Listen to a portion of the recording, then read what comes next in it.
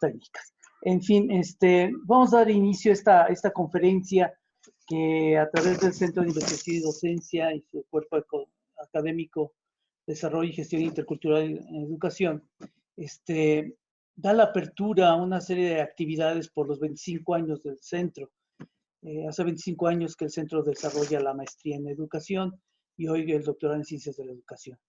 El maestro Ricardo Fuentes Reza, director del Centro de Investigación y Docencia, te da la bienvenida. Evelyn, muchas gracias por participar en esta conferencia a distancia que se titula El futuro y la educación mediada por tecnología. Es un gusto que tengamos a alguien que nos platique su visión desde lo que es la educación desde una perspectiva epistemológica. Estuvo muy bien recomendada por el doctor Gerardo de la Fuente Lora, un amigo de nosotros que ha estado aquí en Chihuahua y que, bueno, nos ha dado luz en muchas áreas, y con su recomendación, pues, obviamente también nos darás mucha luz. Ella es comunicóloga, es el área de las ciencias de la comunicación, es maestra en artes visuales y es doctora en estudios latinoamericanos por la Universidad Autónoma de México.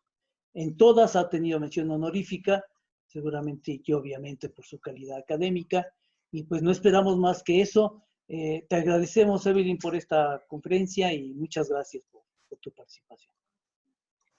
Muchísimas gracias, doctor. Bueno, pues muy buenos días. Feliz Día del Maestro a todos. Sí, es como una labor titánica la de estar trabajando justo este día, pero bueno, también esta situación del COVID-19 nos coloca en una posición diferente donde ya no existe Semana Santa, ya no existe la cotidianidad como la conocemos, ¿no?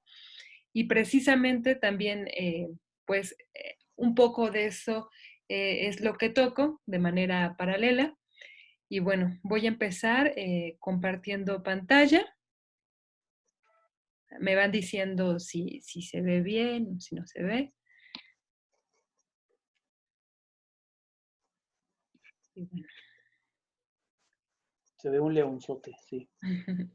Bueno, empiezo con esta serie de diapositivas.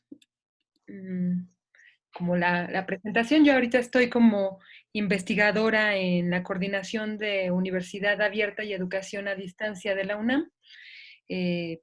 Nada más brevemente, la Coordinación de Universidad Abierta y Educación a Distancia surge del proyecto del SUA, del Sistema de Universidad Abierta de la UNAM, creado en 1968 por el doctor González Casanova, y por allí del año 2005 se transforma en SUAYED, aunque hay una coordinación que coordina todas las facultades de la universidad en sistema abierto en su creación, en el año de 1968, en el rectorado del doctor Soberón.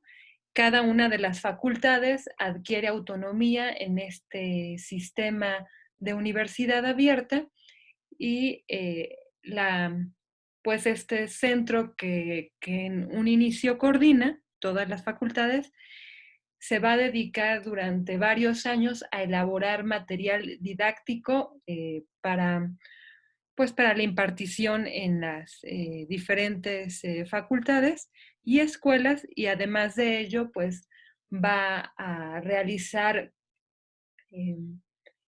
visitas a diferentes universidades del país, América Latina, para trabajar este modelo de universidad abierta que en sus inicios tenía como propósito sacar a la universidad del aula y llevarla a fábricas y a lugares donde las personas normalmente no podían asistir a la universidad.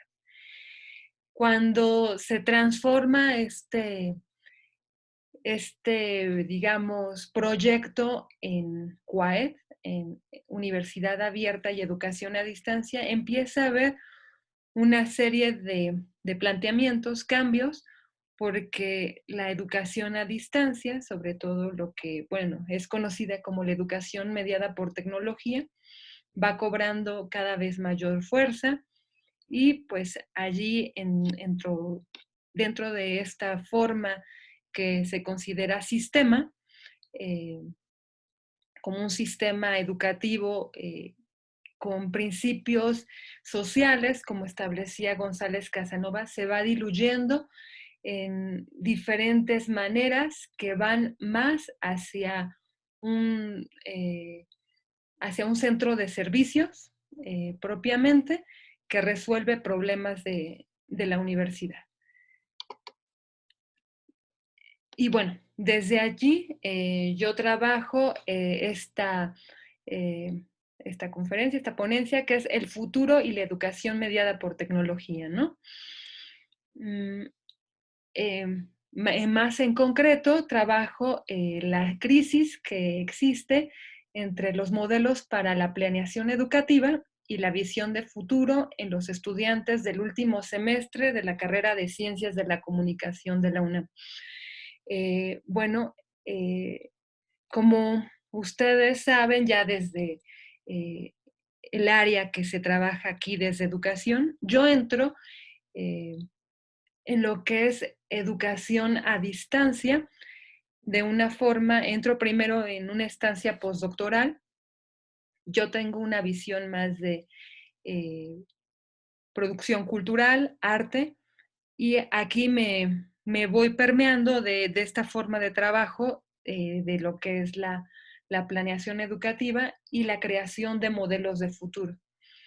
En algún momento, como les mostraré más adelante, trabajo una serie de documentos que escribo a manera de crítica sobre lo que aquí se va trabajando. Y bueno, de allí hago esta orden del día de trabajo donde presento la lectura de escritos sobre las posibilidades existentes en la planeación didáctica desde los modelos de futuro para la educación a distancia y trabajo la situación de caso, donde presento más o menos el problema, espérenme, de los estudiantes cuando les pido que trabajen sobre esto, que les voy a presentar en el escrito y les iré explicando, y más adelante la disyunción que existe entre la utopía y la distopía en este trabajo y la conclusión hacia dónde vamos. Y bueno, allí cabe el ciclo de preguntas y respuestas, así que pues conforme se pidió antes de esta presentación, pues les pido que si hay preguntas, estas sean hechas hasta el final de la presentación.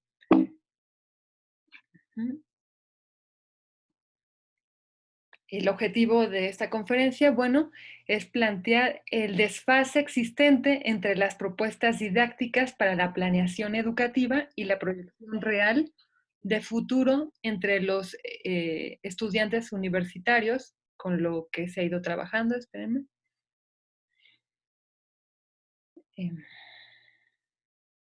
Y bueno. Entonces,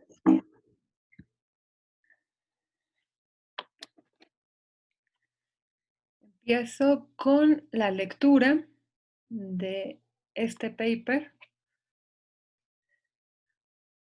que es de donde surge este problema de trabajo.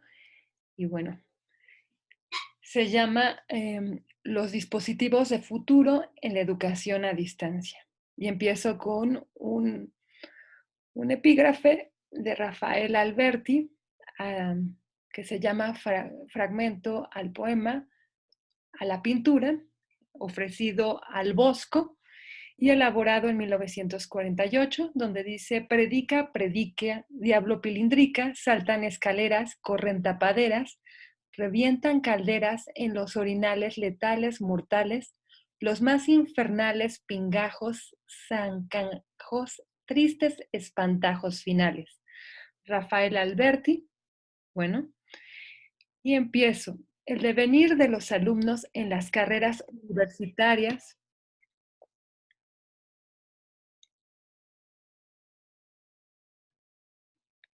cuyo trabajo es online, queda a disposición de modas evaluativas disciplinares que están supeditadas a un sistema de valoración y enjuiciamiento propios de la época. Lo anterior se relaciona dialécticamente a lo expresado desde la retórica hegemónica del establishment, que hace culto al consumidor del sistema, esto a través de la implementación de un servicio que busque la satisfacción total. Ujú. De los consumidores más allá del aprendizaje de los alumnos. Por ende, este artículo reflexiona sobre el concepto de futuro en muchos de los ejercicios teóricos para fortalecer el aparato discursivo del sistema Universidad Abierta y Educación a Distancia de la UNAM, los cuales definen su objetivo al llevarlo por algunos devenires teóricos que dan velocidad y movimiento a las especulaciones sobre el diseño de ese futuro en una aceptación acrítica de lo que aquí se describe, al igual que en muchos otros estudios, como el llamado modelo neoliberal. Luego bien, se percibe sin lugar a dudas que la interpretación que se le da a la teoría de sistemas como base para la conformación de modelos educativos es hoy día una que va sobre el culto al individuo consumidor de dicho sistema de ordenamiento social, lo cual se convierte en motivo permanente de producción de cursos, los cuales en muchos casos no son pensados para la integración social como solía ser concebida la educación otrora, o en la toma de conciencia de género y de clase como apuntalaría desde la década de 1980 el feminismo. De ahí la mención de que cuando el rector de la Universidad Nacional,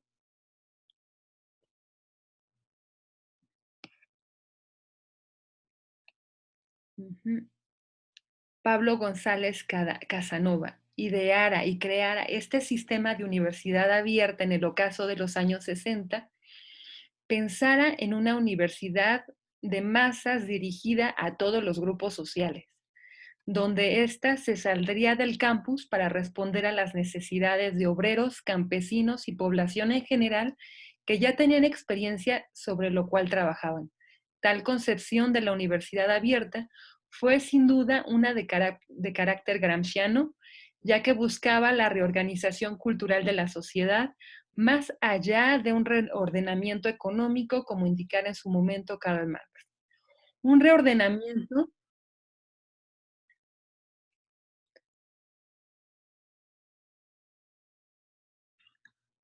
Un reordenamiento que tendría lugar desde la subversión cultural, en este caso educativa. En contraste, el paradigma desde donde se plantea el nuevo acontecer educativo del sistema de universidad abierta y educación a distancia parece provenir de un derrotero donde la falta de alternativas ante el fracaso de la última utopía social que seguía estando encarnada en el proyecto original del SUA, y frente a la evidencia de que la razón no ha sido la solución esperada, se proponen modelos desencantados, que como tiresias de la mala suerte evidencian un porvenir de desempleo masificado, donde se habla a las buenas y obedientes conciencias desde el oráculo de Delfos personificado en algunas estadísticas, cuya base de interpretación es bastante dudosa, y las cuales funcionan bajo la premisa de sálvate a ti misma, a ti mismo, con el saber de una técnica concreta que solamente solucione problemas inmediatos del sistema.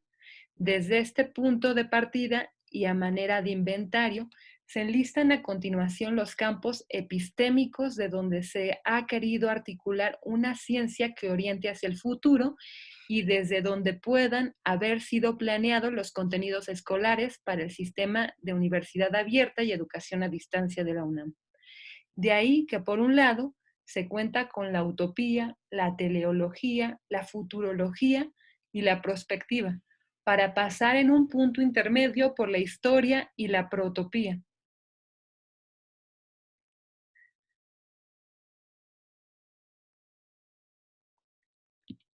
y tocar finalmente en el otro extremo a la distopía, a la retrotopía y al vintage. Estos son los que me vienen a la mente y en los cuales quiero detenerme para vincularlos finalmente a la categoría física de distancia y a la moral de educación, las que luego han sido reinterpretadas por las diferentes disciplinas. Para pensar a propósito de los conceptos antes mencionados, quiero detenerme en el surgimiento y la evolución de la virtualidad. Cabe decir que tal concepto está en estrecha relación en su raíz histórica con aquel de virilidad y con el de la virtud, como declinaciones del concepto verdad. La virtualidad implicaría desde su acepción, en tanto término del griego clásico, una realidad viril que conlleva la virtud de la verdad. Desde lo desarrollado en otro papel, aquí se sostiene justamente que la virtualidad ha devenido tras el descubrimiento de América y el proceso de la revolución industrial en una categoría fuertemente vinculada a aquella tan estudiada por la ciencia física que es la distancia. La virtualidad ha devenido con el tiempo en una acepción que denota sí la realidad viril que conlleva la virtud de la verdad, pero ahora esta acción de velocidad masculina, estable y de rapidez inigualable se ha asociado en definitiva a la categoría de distancia. La virtualidad es en este nuevo devenir conceptual la que solo puede ser ejercida desde la distancia, donde el concepto de eso ha sido manejado por Roland Barthes en la cámara lúcida, cobra un significado de contundencia inminente cuando se relaciona al distanciamiento moral intuido en el siglo XVII por David Hume. Para explicar el eso ha sido, nos dice Roland Barthes en la cámara lúcida que uno de los dispositivos de control social experimentado por los nazis fue la cámara fotográfica y por supuesto también la cinematográfica. De ahí que el sentimiento de clase experimentado con el padecimiento del otro cercano a mí pasaría a ser saciado por el teatro llevado a cabo desde la acción de la imagen, donde mi conmoción moral y la de cada uno de los espectadores de la imagen proyectada por la cámara vinculamos la proyección de nuestras emociones cuando nos enfrentamos ante una historia relatada en el marco proyectivo de la cámara fotográfica. Es desde este postulado que intuyo cómo es que la población se volvió indiferente ante lo ocurrido en los campos de exterminio nazi, por hablar del máximo ejemplo de las consecuencias de la transferencia de emociones en la época moderna, antesala del individualismo exacerbado que se experimenta hoy día. También puede pensarse en la tecnología de sonido usada por los nazis, lo que abre un espacio amplio para la reflexión de nuevas tecnologías. Si me vuelves a dejar cosas, no te vuelvo a prestar mi computadora. Ajá. Lo que abre un amplio espectro para la reflexión de las nuevas tecnologías y la distancia por los nazis. Luego, el eso ha sido, en tanto que acontecimiento, ya sea tragedia o epopeya, queda delimitado bajo los márgenes del plano que en su momento tuvo una dimensión de 35 milímetros y que ahora está supeditado a los bits que nos ha de otorgar la magia del silicio. De ahí que en este caso los materiales y los avances tecnológicos no son de suma importancia para la exposición. Aquí el foco de atención radica en la transmigración del interés moral, que ha ido de la conocida realidad circundante a la virtualidad. Para introducir tal cuestión es menester situarme desde una sentencia categórica que posee un carácter Foucaultiano, la cual indica que la educación es un dispositivo social. De ahí que resultaría ingenuo hablar de la facilitadora de un mundo mejor para todos. Cabe mencionar que la voluntad de permanencia desde el control absoluto por parte del Estado en el devenir individual desde la premisa de bienestar colectivo burocratizado, ha cambiado de cauce con la intervención de la realidad virtual en varios campos en los cuales valdría la pena detenerse, pero que para el interés de este escrito ha de centrarse específicamente en el educativo.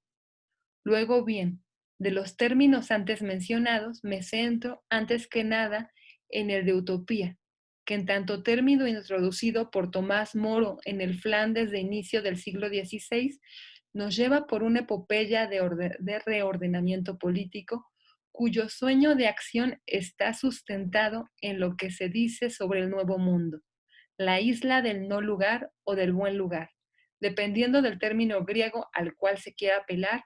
Es una apología que representa el sueño de un mejor porvenir, sustentada sobre la base de que el egoísmo, la avaricia y el prejuicio de los reyes europeos regentes en la Europa de aquel momento impedía la consecución de un mundo mejor. Ahora, en el terreno de la educación a distancia,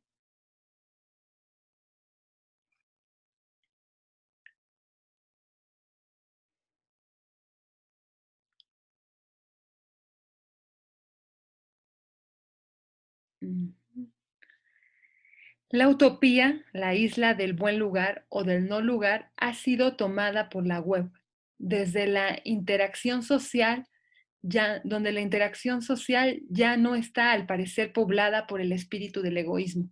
La comunidad de las ideas, donde priva la igualdad para todos, es en el acceso a la información y en la posibilidad de exponer las diferentes opiniones, donde se manifiesta el nuevo espíritu utópico.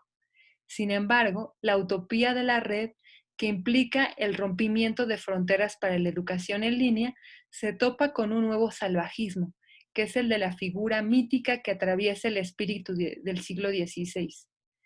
En el descubrimiento de América, un salvajismo que se encarna en el no conocimiento del cómo usar las TICs, y priva desde ahí la sentencia que para que haya progreso, para que haya utopía, ha de haber TICs para todos, aunque no haya igualmente agua para todos. Por ende, este absurdo de acceso a la información y de posibilidad de educación,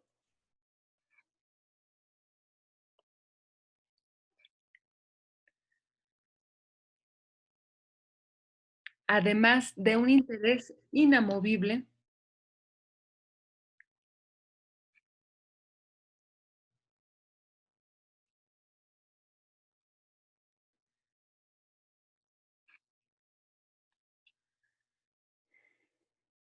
del aprender a usar las nuevas tecnologías por parte de los usuarios, tiende a encarnar en la velocidad total el acceso a la realidad a partir de una nueva concepción de la utopía, delimitada en el mundo de la inmediatez. De tal manera, el mito de acceso a la información digital como vía de liberación del espíritu me conduce a pensar en un evento narrado por Roger Bartra en su libro El salvaje artificial. En este libro, el antropólogo mencionado nos lleva de la mano a asomarnos a lo que fue en su momento la concepción hispana del Nuevo Mundo. Ahí nos relata una obra de teatro llevada a cabo por los españoles en la recién conquistada Tenochtitlan.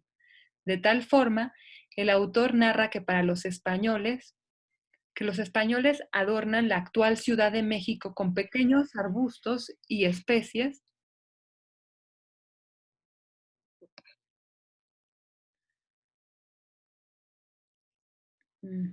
Y que un grupo de españoles se vistió a la usanza de los bárbaros que constituían la mitología medieval europea. Ataviados con ropa de cuero y con garrotes se golpean los unos a los otros. Y no fue sino hasta la aparición del grupo de civilizados españoles cuando finalmente pudieron encontrar la luz de la razón. Esta anécdota ilustra la reflexión de que los salvajes americanos fueron inventados bajo un pretexto colonizador y para extraer los recursos de los territorios conquistados sin culpa alguna. Encuentro que algo parecido sucede con la entrada de las nuevas tecnologías. Y en la nueva colonización del tiempo y de las relaciones sociales se genera un nuevo tipo de salvaje, aquel engarzado al pasado, que no tiene pleno dominio del uso de las nuevas tecnologías, que aunque probablemente el otro tampoco las tenga, ha encontrado que mediante el señalamiento y el enjuiciamiento del no saber del otro, se abre una pequeña posibilidad de salvar el propio cuello en el universo despiadado de la ignominia que también contiene la nueva cultura digital. Ahora bien, regresando al reino de los conceptos que pueblan el imaginario de la educación a distancia, quiero enfocarme en un segundo universo para la implementación de cursos y es el de la tecnología, la de la teleología, perdón. La teleología significa para los hacedores de cursos de educación a distancia un término que vincula las teorías de la administración con el devenir de la cultura, desde el cual ya no importa el origen del sujeto cognoscente, sino que ante todo lo que importa es la misión que tiene enfrente y sus objetivos.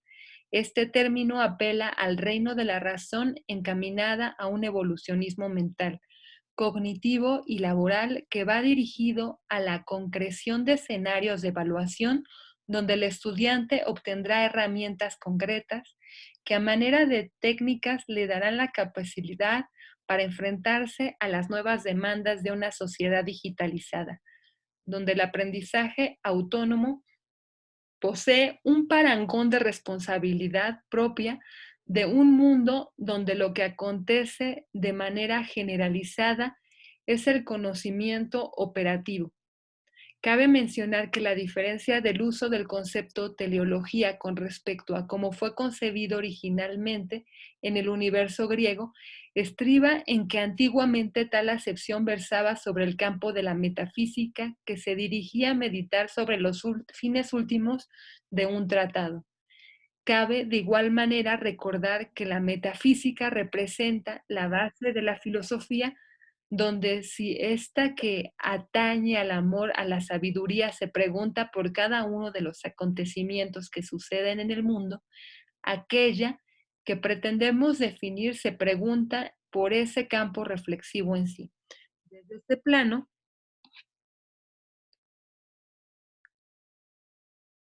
la teleología supondría el fin último de la reflexión, donde la pregunta que representaría tal concepto sería: ¿cuál es el propósito de reflexionar acerca de lo que me es permitido conocer?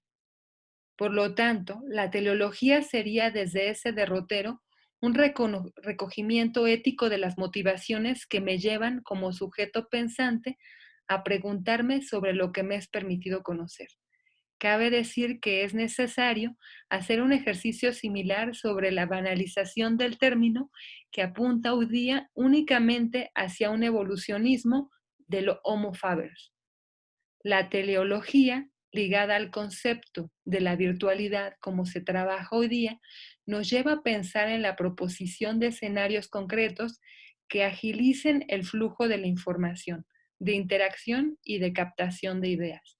Vinculada a esta mezcla conceptual, puede concebirse el instrumento de aprendizaje para la educación a distancia, como son las escalas de valoración, las listas de control y el registro anecdótico, los patrones y los mapeos a partir de la analítica, así como la práctica de objetivos concretos en cuanto a lo que se pretende que los estudiantes adquieran como habilidades concretas para el futuro deseado. La virtualidad representa en este caso el soporte digital sobre el cual se plantean cursos y escenarios, a la vez que una extensión de la realidad formal e institucional de vinculación de los individuos con la cultura. Cabe mencionar que desde esta institucionalización de la realidad virtual para la concreción del aprendizaje, se llega a nuevas preguntas donde ya no es la formación clásica del aula presencial la que da cuerpo a través de la teleología a los estudiantes que están sujetos a ella, sino a la vinculación con otras instancias institucionales para la asimilación de contenidos. De ahí que la teleología vinculada a la virtualidad no se forman sujetos, sino que desde la interacción con sus plataformas, los sujetos se vinculan con instancias institucionales de conocimiento a partir de la asimilación de contenidos. Luego bien, lo anterior Quiere decir que desde esta posición la educación es una plataforma de vinculación de contenidos y sujetos y no es la transmisora de la cultura de una generación a otra. La brecha generacional pierde importancia desde este derrotero para abrir paso a la libre experimentación a partir del uso que se quiera dar a la información desde cada individualidad. Siguiendo el camino amarillo del Mago de Oz mediante el uso de conceptos de futuro, en educación nos encontramos con el de futurología, que se engarza a la ciencia ficción, donde mediante el uso de figuras retóricas entre las cuales reina la metáfora, se ha traído de las ciencias físicas y biológicas una serie de denominaciones entre entes y leyes, donde por mencionar algunas de las favoritas podemos mencionar la neurona, el bosón de Higgs y la entropía. El problema del agenciamiento por parte de la innovación en educación de conceptos científicos en boga estriba en que muchas veces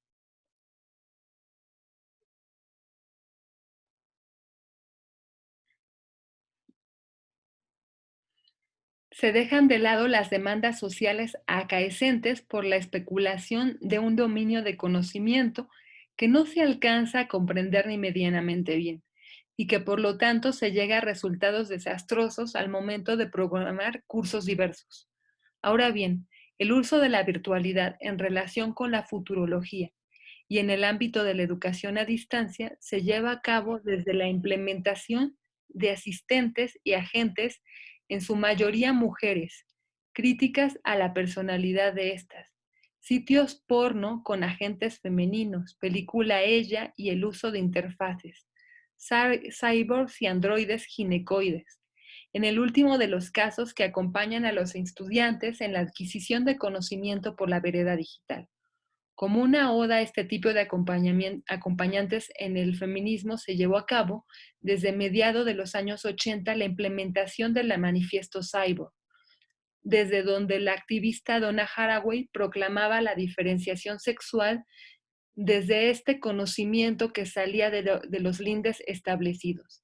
Desde mi perspectiva, aunque este tipo de acompañantes sean convenientes en gran parte de las ocasiones para la facilitación del conocimiento, es importante poner de relieve que esto ha generado un nuevo tipo de relación entre los cuerpos, donde las relaciones interpersonales se terminan como el game over de un juego de computadora, donde la figura de los profesores no es valorada como en antaño, y donde estos, como otra gran cantidad de trabajadores, son removidos de sus espacios, muchas ocasiones con argumentos que carecen de total solidez. El libro, Weapons of Math Destruction, relata precisamente, el cual ya está traducido al español, Armas de Destrucción Matemática, relata precisamente cómo se ha removido del padrón de profesores a gran cantidad de buenos maestros en Estados Unidos, además por la creciente incursión en el terreno del cyborg de la educación, por la implementación de estadística que refleja solo un rostro de la realidad. Después, otro término utilizado con bastante frecuencia es el de prospectiva, o el arte de hacer escenarios a partir de buenas intenciones sobre el conocimiento de lo presente. Alguna perspectiva, cabe mencionar, se abraza desde mi manera de ver de los postulados del cálculo diferencial desarrollado por Leibniz en el siglo XVII y con su concepto del mejor de los mundos posibles, representado por la teoría de los juegos. Voltaire hace una dura crítica desde el conocimiento de lo social en su cuento paródico de tal disciplina, el cándido o el optimismo, donde relata la vida de un maestro y su discípulo que llevan una vida desde una forma de acercamiento al mundo. Cabe a continuar hacer una relectura desde el plano de la educación a distancia que ha de llevarnos a un terreno de reflexión interesante. Entonces, bien, la virtualidad relacionada con la perspectiva se trabaja sobre el discurso de la web, la cual se dice nos ha llevado al mejor de los mundos posibles. La información como nunca antes está libre de fronteras. Nos encontramos ante nuevas generaciones para las cuales el uso de las TICs es la extensión del cuerpo. Y el escenario que se plantea desde esta nueva panacea es que las formas de relación y estructuración social han de cambiar hacia un futuro más ecológico, de mayor conciencia y amistad entre los usuarios.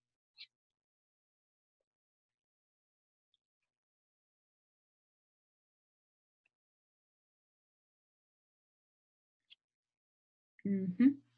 Porque la información ostentada por los navegantes los hace proclives a mentes más avispadas y de mayor interés mutuo.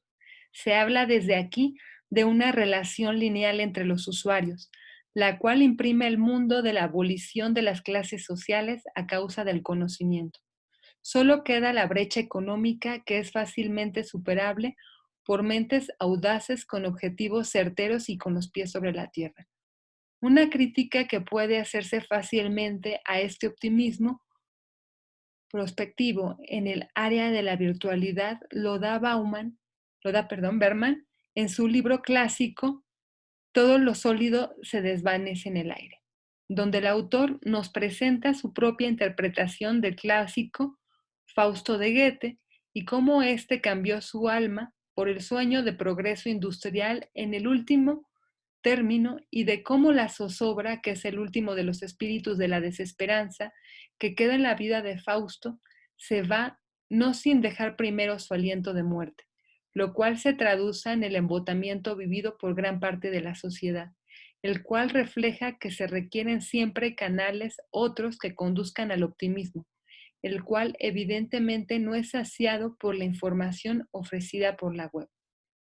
Un siguiente escenario para trabajar la implementación de cursos se lleva a cabo desde la historia, que a mi parecer representa la manera más acabada del conocimiento humano en el terreno de formación educativa, porque se apega no a una ocurrencia experimental, sino a una metodología de argumentación que se acerca a lo más acabado del conocimiento, que es la experiencia, y desde donde se plantean escenarios nuevos que se articulan con el devenir social con respecto a las necesidades generales y con una advertencia permanente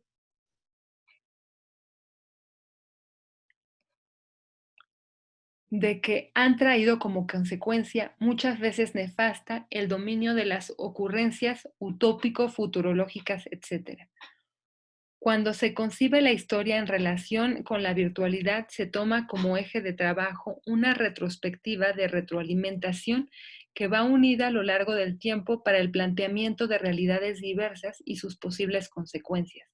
Este es un ejercicio que va más sobre el análisis que sobre la imaginación, lo cual se traduce en el terreno de la educación mediada por tecnología en la gratificación sobre una superficie visual o sonora, sobre todo para la cronologización metódica de un acontecimiento concreto, con la mira de establecer un problema sostenido en un lapso considerable de tiempo y dejar desde una posición crítica un camino de posibilidades para la solución de ese mismo problema. La protopía concibe por su lado al futuro sin grandes alteraciones, donde no hay bien para todos, ni tampoco el mayor de los males, sino simplemente un progreso escalonado que acompaña el desarrollo tecnológico y donde algunos se benefician y otros no, del mismo desarrollo que se mantiene de manera sustentable para quien quiera y pueda acercarse como usuario a los dispositivos ofrecidos por tal propuesta de futuro. Vinculada a la virtualidad, la protopía se puede concebir como la innovación con perspectiva de futuro sustentable que facilita a través de la velocidad y la virilidad de la virtualidad la elongación de la mente humana para la adquisición de conocimiento más ordenado y dirigido hacia una dirección concreta. Este diseño de futuro está bastante en boga.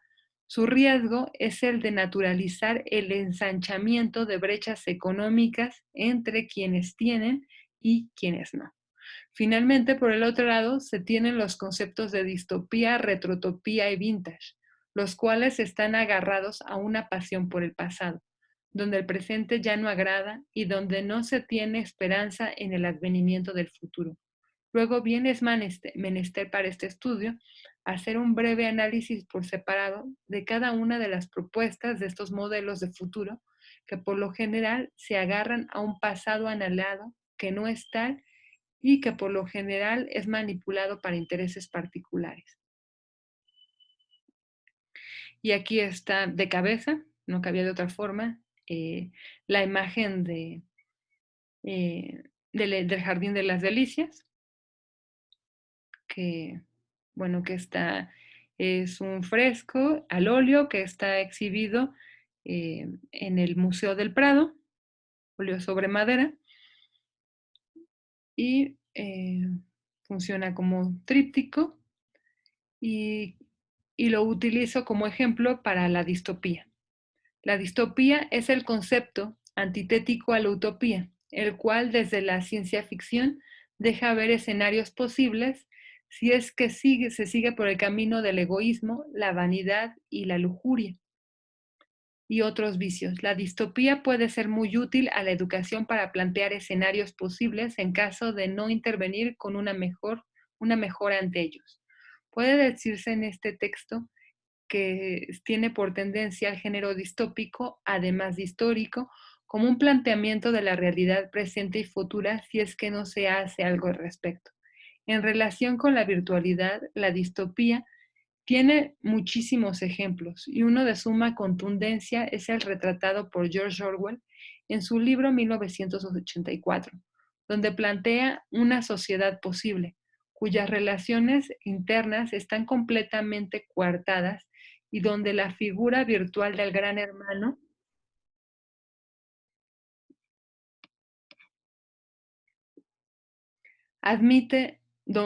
domina la sociedad entera para su sumisión. De ahí que es la virtualidad un aparato más para el control de masas, la retrotopía o la pasión por el pasado ante cualquier utopía que ya parece inexistente, desencantada. Es un concepto trabajado por Zygmunt Bauman y habla sobre cómo hoy día toda la ciencia ficción es distópica, donde los futuros venideros presentados en la pantalla cinematográfica como el medio narrativo dirigido a las masas por excelencia cuenta futuros de pestes y epidemias, por lo que las demás propuestas sociales, tanto políticas como educativas, echan mano de la retrotopía o del uso de modelos pasados para poderse validar como deseables. En este plano político, por ejemplo, se encuentra que el presidente vigente de Estados Unidos al momento de realizar este escrito, Donald Trump, lleva a cabo una política de desprecio a la gente proveniente de diversas etnias que habitan los Estados Unidos, entre las cuales destaca la mexicana, para empezar un ideario de genocidio, al señalar que en épocas anteriores, cuando ese país era mayoritariamente anglosajón, la calidad de vida de las personas que lo habitaban era mucho mayor. Este es un ejemplo político de retrotopía por excelencia. En el plano educativo, un ejemplo de retrotopía sería la puesta en relieve de que el conocimiento de lo tecnológico es lo único capaz de instaurar en la dimensión humana el vínculo de avance sostenido hacia un futuro más halagüeño. Esto haciendo caso omiso a que fue el estandarte moderno en muchas iniciativas del inicio de la revolución industrial. Tómese como ejemplo el levantamiento del movimiento futurista en Italia con el representante artístico Marinetti, cuya frase de guerra era Fiat ars e pereat mundos, que se haga el arte y que el mundo perezca. Tal parece que este es un ideario que se ha transportado al ámbito del quehacer educativo cuando se pone la premisa en el camino de la instrucción al eje tecnológico, aun sabiendo que esa forma de actuar inclinó al mundo entero hacia dos guerras mundiales y a la subsecuente competencia desenfrenada que han vuelto a la humanidad en general. La retrotopía en relación con la virtualidad tiene lugar en el ámbito educativo cuando se integra como verdad incuestionable que el futuro de la instrucción está en el probable camino a la educación a distancia, a la cual se le van haciendo algunas mejoras para su funcionamiento, pero que en ningún caso ha logrado instaurarse como una respuesta suficiente para las demandas sociales de la educación, al obtenerse que ésta no logra consolidarse mediante el trabajo sostenido de una población educativa. En otras palabras, ha habido un abandono masivo de los estudiantes de esta modalidad. Y sin embargo, se mantiene la voluntad retrotópica de que este va a ser el vehículo educativo por excelencia en las postrimerías del siglo XXI. Ahora bien, otro concepto desde donde se concibe el futuro es el particular vintage, que es una forma de concepción educativa que está arraigada a modas pasadas y que, anclada a un terreno de la mercancía, aporta poco al quehacer de la educación. Una palabra clave para el vintage es la nostalgia. De ahí que que vemos cómo se reactiva el uso de vinilos, por ejemplo, o de cámaras de 8 milímetros como un anhelo de sublimar ciertos objetos, como la detenida de la innovación acelerada en el campo tecnológico, y como un proyecto naif de evitar el consumismo capitalista a ultranza. En el terreno educativo se practica la planificación de líneas del tiempo en una expresión que clama oldies but goodies.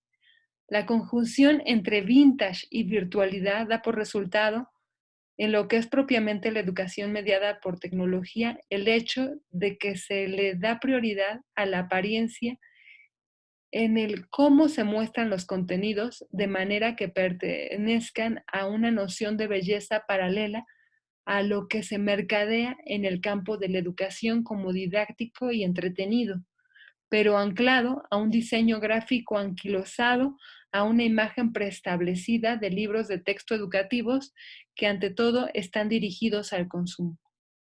Finalmente, esta es solo una exposición parcial de mi mirada de los conceptos de futuro en la educación para abrir espacio a debate y sin la pretensión de que sea un tratado final de la misma. Y bueno, una vez presentado este paper, pues yo les quiero compartir que, bueno, esto lo estuve trabajando con mis alumnos de una materia que se llama diseño de proyectos creativos para comunicación audiovisual. Y bueno, la materia la llevábamos pues de forma presencial. Los alumnos en general nunca habían tomado una materia de esta manera. De hecho, cuando empezó el semestre, tomamos un par de clases nada más. La facultad fue cerrada por un grupo de feministas y bueno, luego empezó con la contingencia del COVID-19 una invitación por parte de la dirección de la Facultad de Ciencias Políticas, al igual que otras facultades de la universidad, a trabajar de manera remota con los estudiantes. Cabe mencionar que yo ya le había dado a los estudiantes esta plataforma de Google Classroom para ir llevando las lecturas y que allí trabajáramos.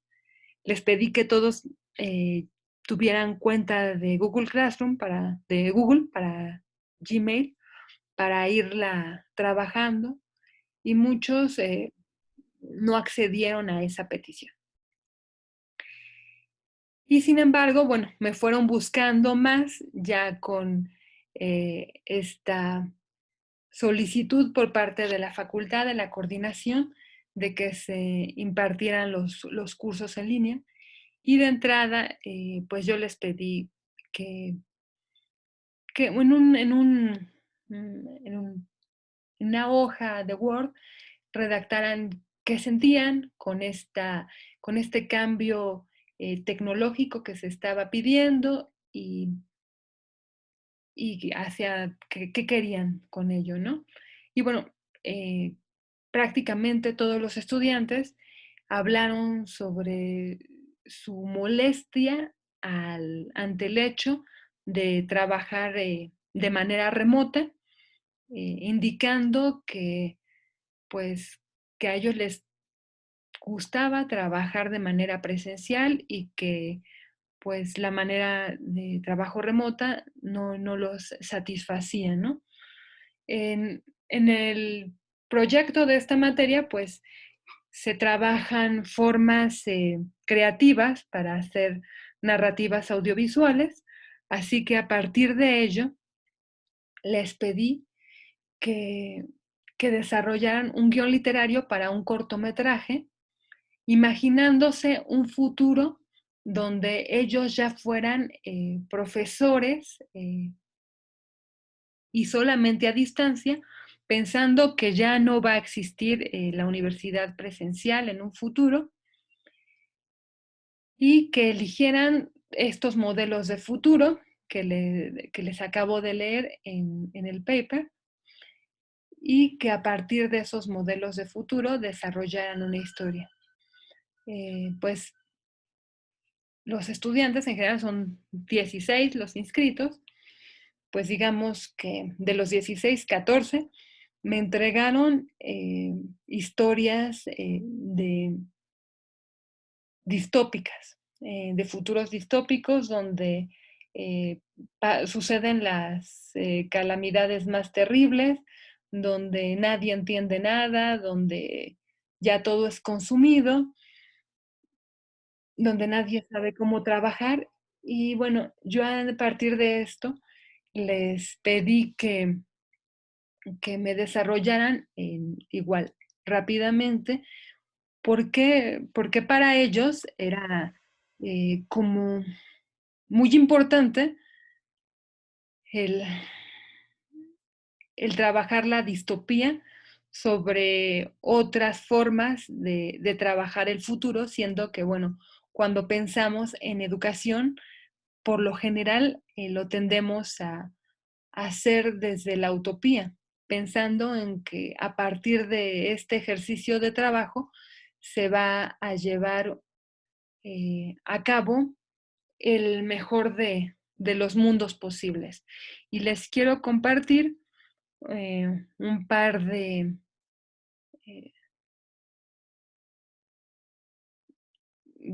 pues sí, de escritos que me mandaron a, a este respecto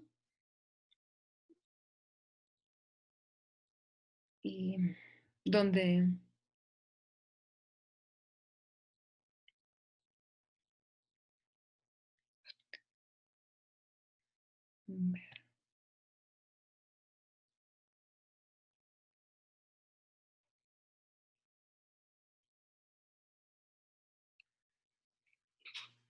y pues este es el tipo de cosas que me pusieron. Eh, dice, en mi cortometraje decidí basarme totalmente en la distopía provocada por el COVID-19 que azota desde hace algunos meses el mundo donde vivimos, generando un declive en la sociedad, su economía y la forma en que se desarrolla su día a día. De la mano con mi tema principal, decidí envolver la tecnología como una forma de respuesta de un gobierno dolorido con el fin de salvar su economía. En una parte de mi guión relato cómo mi personaje principal se adentra en los viajes en el tiempo y se encuentra en el futuro, en un futuro aterrador, donde la distopía se vale de la política para fragmentar a la sociedad en el grupo de privilegiados que no se contagiaron y los pobres contagiados que aún muertos seguían propagando el COVID-19. Este hecho es un parteaguas para mi personaje, pues al descubrir los experimentos de su esposo, tiene en sus manos el futuro del mundo. Después de diversas acciones de mi personaje principal, mi sociedad ficticia no deseada se convierte en una utopía, donde todos los gobiernos del mundo se unen con esta mujer para salvar las vidas de sus habitantes, con el fin de reactivar su economía y terminar con el COVID-19 de forma definitiva. Si bien el mundo está pasando por un momento de caos y estrés por todos los habitantes y gobiernos, me pareció que debía reflejar este suceso en mi guión y llevarlo al extremo. donde espero que no terminemos. La muerte del 50% de la, 50% de la población mundial, la decisión de quién vive y quién muere con base en su capacidad económica y su clase social. Un mundo donde el humano podría extinguirse sin mayor problema. Decidí contrastar esto con la utopía. ¿Qué pasaría si todos acatáramos las medidas de seguridad impuestas para salvaguardar nuestras vidas? ¿Aún se terminaría la raza humana? La respuesta para estas preguntas en mi cortometraje se basa en un argumento que últimamente hemos escuchado 1000 veces al día, todos los días de la semana: quédate en casa. Y es aquí donde entre la utopía enfocada a la sociedad, porque la sociedad decide acatar las normas y cumplirlas perfectamente. Si bien la tecnología juega un papel fundamental para que fuera posible en mi historia que las personas permanecieran en sus casas y a la vez continuaran con su vida diaria, la decisión del gobierno de repartir estos artefactos y que la gente aceptara el hecho de que están atravesando por una contingencia real para adaptarse a la nueva forma de vivir es casi imposible, al menos aquí en México, donde gran parte de la población cree que el COVID-19 no existe y solo es un recurso que el gobierno está utilizando para controlar a la sociedad. Por esto, para mí es una utopía la obediencia social. Mi distopía la quise presentar a modo de advertencia para el público que la vea, pues es ver un futuro que verdaderamente es posible, pero puede evitarse dentro de lo posible por las acciones que realizamos en el presente y así conseguir un futuro más favorable para todos. Me pareció que la distopía era la mejor manera de trabajar la ciencia ficción para una proyección de futuro de la educación, porque se dice que después de la tormenta llega el arco iris, porque después de una emergencia sanitaria de esta magnitud, todas las personas revalorizamos nuestra vida, repensamos nuestros quehaceres y nuestras vidas. Entonces, al responder a esta contingencia, podemos encontrarnos con un mundo terrible donde todo salió mal, donde muchos morimos. Pero es lo interesante de mi argumento, que Andrea tuvo la oportunidad de adelantarse a este mundo distópico para lograr hacer algo que cambiara por siempre y para todas las personas.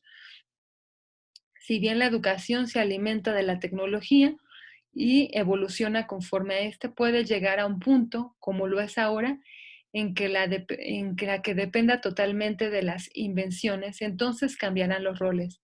La educación exigirá más y más inventos a la tecnología para seguir existiendo. O sea, la educación necesita de estas innovaciones tecnológicas para existir, según ella. Esto genera que la sociedad padezca de analfabetización digital, pues entre más mecanismos que operar, habrá personas o empresas que no podrán soportar la transformación digital y quedarán rezagados. Así es como se lleva a cabo la utopía forzada por las decisiones de Andrea, el gran invento de Ulises y la fantasía y la fantástica y poco probable uniformidad en las sociedades y los gobiernos del mundo. Y bueno, presento con ustedes una, un trabajo más de otro compañero para que tengamos un panorama. Y dice él, mientras nos encontramos en nuestra etapa de formación académica, encontramos distintos recursos que nos sirven para comprender el mundo o al menos intentarlo. Desde mi adolescencia recuerdo que la ciencia ficción siempre estuvo ligada a mis gustos personales, ya fuera en libros, cómics, programas, series o películas. Este género tiene un lugar muy importante en mi vida y desde que recuerdo los escenarios que planteaban historias como Terminator, Volver al Futuro o 1984 eran lugares como un ambiente denso, oscuro, caótico, donde nada es cierto, pero tampoco sería falso si lo pensabas con detenimiento. Cuando iba a la secundaria, recuerdo cómo me voló la cabeza Fahrenheit 451, Para un chico de apenas 14 años que seguía mandándolo a investigar a bibliotecas, cargando libros de ciencias y que prácticamente todo lo que sabía lo había aprendido bibliográficamente, pues apenas comenzaba a utilizar las herramientas que el Internet me permitía. La novela de Ray Bradbury me pareció el peor de los futuros a los que como sociedad podemos llegar. No me imaginaba un mundo sin libros, donde consultaría la memoria histórica de mi país y del mundo, las fuentes para mis investigaciones y lo más importante, qué leería para aislarme de la dura realidad que vivía para entonces. A pesar del miedo que podía causarme la distopía en la ciencia ficción, me fascinaba conocer las aventuras de quienes protagonizaban las historias. Esperaba aprender algo de ellos para cuando lo necesitara, porque estaba seguro que en algún momento ese futuro nos alcanzaría y sería peor que como lo contaba George Orwell o Bradbury. En los años posteriores, durante el bachillerato, tuve la fortuna o infortuna tal vez de conocer a personas que estaban más clavados en el tema y hacían debates y foros de discusión sobre ello. Aprendí mucho y me hicieron ver que esos libros o películas con escenarios caóticos eran una representación ficticia de lo que vivía la sociedad en el tiempo que se publicó la obra. Fue entonces cuando el concepto de distopía fue cobrando más importancia para mí, porque ahora entendía mejor las referencias y las alusiones que hacían algunas muy sutiles y otras descarnadamente incluso se alejaban de ser contenido de niños o adolescentes si encontrabas la conexión indicada. Ya no era tan inocente para darme cuenta de la crítica que hacían hacia el gobierno, la tiranía y la delincuencia, la falta de empleo y oportunidades o la toma de decisiones erróneas que nos conducirían hacia un final trágico. Todos estos factores, o al menos buena parte de ellos, fueron los que me motivaron a estudiar ciencias sociales y entrar a la carrera de ciencias de la comunicación bajo la idea de construir historias que, así como a mí, también nos permitieran apartarnos del mundo en que vivíamos por unos minutos y ser parte de otra experiencia onírica, sonora o visual a partir de la construcción de realidades alternas con escenarios distópicos, porque la tradición de la ciencia ficción así lo marca. Los futuros prometedores, sobre eso, algunas de mis materias de licenciatura se encargaron de mostrármelo. Las materias que tomé antes de decidir por la especialidad de producción audiovisual de la carrera me mostraron el panorama social, político, cultural y económico del país y el mundo. Era importante saber dónde estaba parado, la importancia de las ciencias sociales en el mundo y los personajes importantes dentro de la comunicación que sentaron las bases de mucha teoría crítica y analítica que hasta el día de hoy se analiza.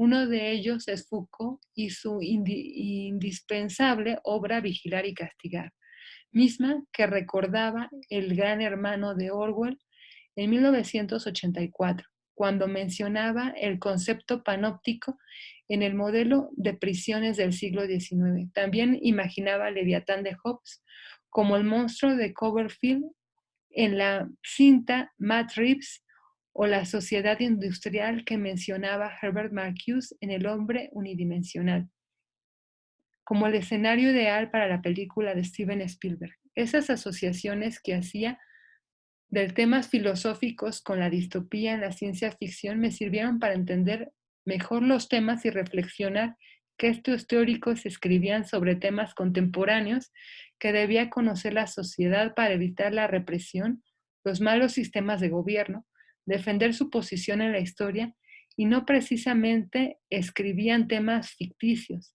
era lo que vivían. En plena formación como científico social, adquirir una conciencia crítica analítica es importante para ver más de dos visiones en un mismo hecho. Y cuando observas que cierta película, libro o imagen tiene un trasfondo más profundo del que aparenta, comienzas a darte un nuevo significado de las cosas nuevas o ya conocidas. Esta formación es la que hasta ahora sigo construyendo y con el paso del tiempo se ha ido redefiniendo en diferentes sentidos. En mi especialidad, producción audiovisual, trato de mantener el interés en estos temas porque creo que una de nuestras responsabilidades como alumnos de esta facultad y de ciencias sociales es hacer que la sociedad se dé cuenta de los problemas que puede evitar si toma las decisiones adecuadas.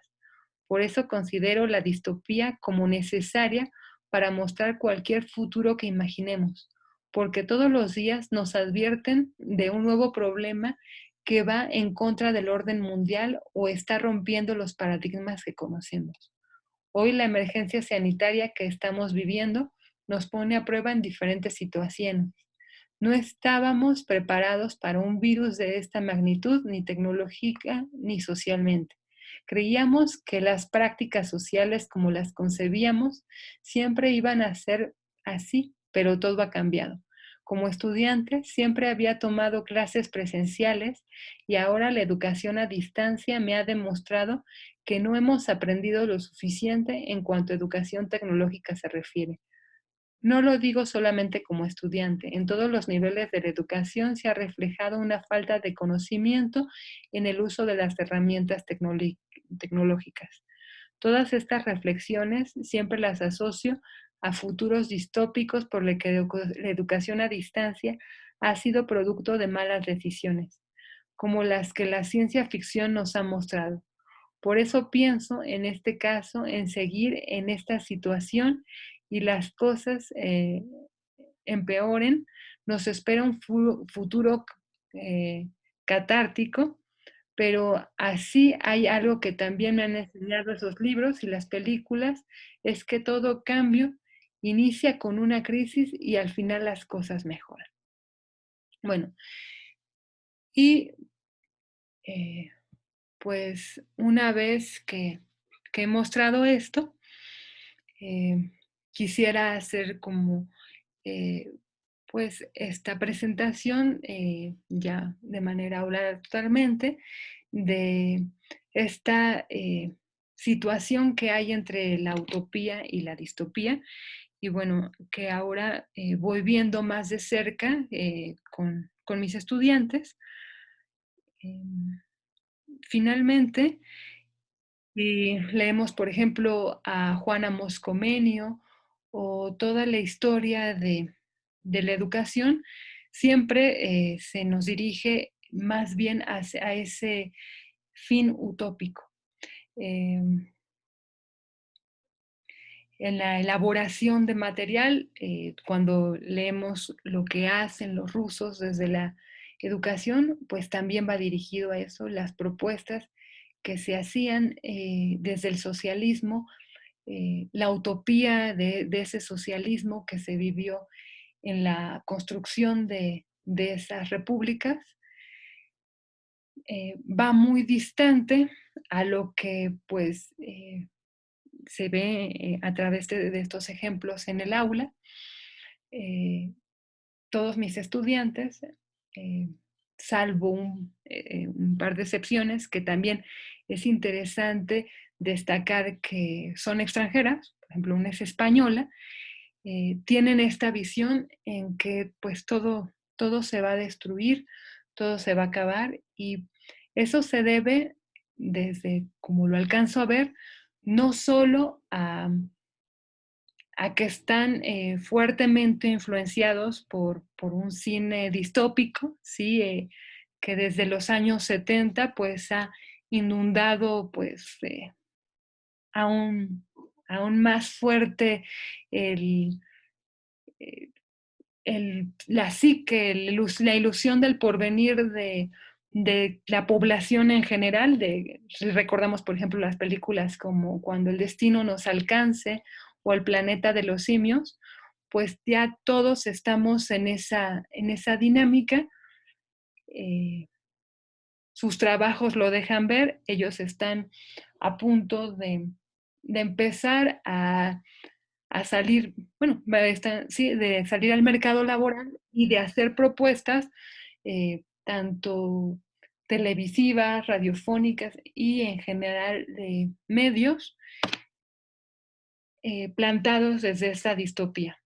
Esta distopía que, bueno, en algún momento, en alguna reunión con un grupo de viejitos socialistas aquí en la Ciudad de México, se planteaba como una iniciativa que se hace desde Estados Unidos, Inglaterra, desde estos géneros literarios, cinematográficos después, para hundir toda esa propuesta utópica que venía desde el socialismo. En la educación, pues es algo que es muy pertinente rescatar, resaltar.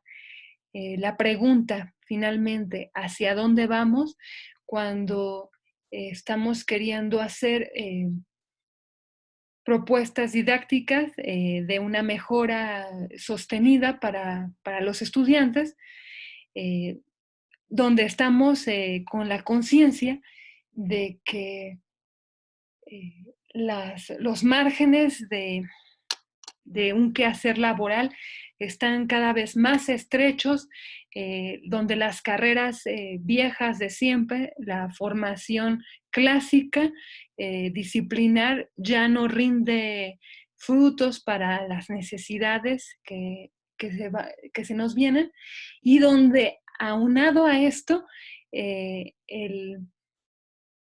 pues el imaginario de las personas más jóvenes en general está atado a esta distopía, donde día con día, si prendemos un noticiario, abrimos un periódico, lo que sea, pues se consolida esa misma visión distópica. Y bueno, pues con esto termino esta ponencia y dejo abierto el margen para comentarios, preguntas y respuestas.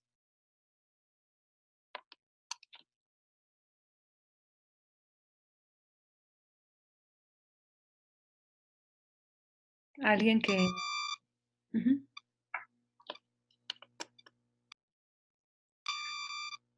Disculpe, yo he estado escuchando su ponencia, Uh-huh. sí, y rescaté de lo que usted comentaba 2 puntos que me parecen fundamentales para coadyuvar a la transformación metodológica en cuanto a la manera en cómo se hace didáctico hoy en día.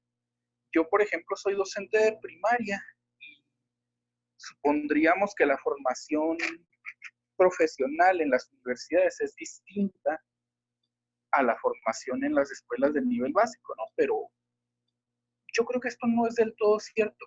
Mire, en primer lugar, me permito leerle algo que rescaté de lo aseverado por su persona, donde usted menciona que usted ya había sugerido a sus estudiantes de la UNAM que utilizaran Google Classroom, pero que ellos se habían mostrado renuentes ante esta situación. La verdad, ahorita Google Classroom es una herramienta que nos está salvando a muchos. ¿Por qué? Porque nos permite comunicarnos, establecer un canal de comunicación con nuestros estudiantes y llevarlos de la mano hacia el hecho de continuar aprendiendo juntos a pesar de esta contingencia sanitaria que nos ha dejado muy mal parados a una inmensa mayoría, ¿no? Que ha generado un estrés colectivo brutal. Sin embargo, me llama la atención que incluso los universitarios estén renuentes, porque, bueno, eso lo entendería de padres de familia o de alumnos que no tienen una formación profesional suficiente, pero caramba, en un universitario me llama mucho la atención. También quisiera leerles, si me permite, un párrafo que redacté yo mismo, donde menciono que una sociedad del conocimiento mediada por las TIC y las tecnologías tecnologías del aprendizaje colaborativo, o TAC, no es, o al menos no debería de serlo, ya más una utopía. Pues si no vamos, pues así no vamos a lograr avanzar hacia la construcción de un nuevo paradigma de la pedagogía y por lo tanto de la didáctica. Desde mi punto de vista es momento de apostar por la destrucción de paradigmas de acción educativa tradicionalistas. Un momento, por favor. Sí, sí puede ajustar mejor su micrófono porque se oye entrecortado. Ah, se entrecorta. Ujú. Ya me escucha de continuo. Sí, mejor. Ah, ok, muy bien, muy bien. Es que estaba un poquito alejado del dispositivo móvil. Entonces le comentaba que yo creo que ya es momento de apostar por la destrucción de paradigmas educativos tradicionalistas. Creo que eso ya no da para más. Creo que se ha visto porque quienes han seguido ese camino en su quehacer profesional, ahorita están atrapados en un torbellino donde dicen, ¿qué hago? No sé ni siquiera cómo utilizar un correo electrónico, no sé cómo utilizar Zoom, qué es Classroom, qué es la aplicación Addition, qué es Skype, no entiendo, no comprendo. Entonces, continuando con mi anotación, caigo en la cuenta de que es menester llevar a cabo una deconstrucción de lo ya aprendido al respecto y abrir nuevas conciencias, sí, perdón, abrir nuestras conciencias y nuestra disposición personal al pleno entendimiento de que nuevas realidades sociales requieren nuevas prácticas educativas. Y cierro esto con una pequeña puntualización donde asevero que la formación disciplinar unidireccional ya no basta. Si seguimos pensando que el docente es el poseedor de toda verdad, que el alumno es un mero receptor, no vamos a salir de lo mismo. Habría que apostar más por la formación de individuos, encaminándolos hacia lo que es el autodidactismo guiado. Y pues nada, con eso cierro mi participación. Gracias. Muchas gracias. Pues otras dos preguntas o comentarios y ya contesto, si tienen.